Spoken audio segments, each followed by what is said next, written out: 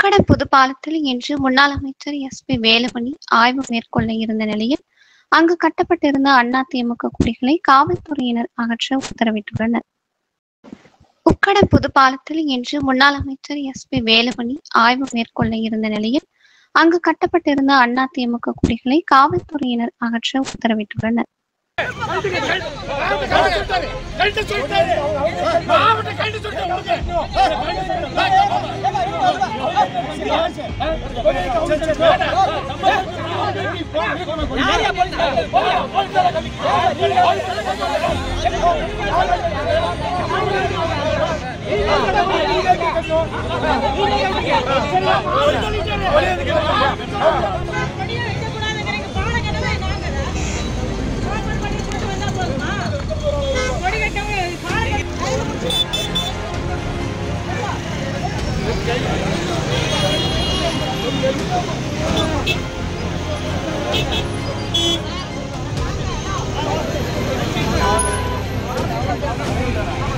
நம்மளால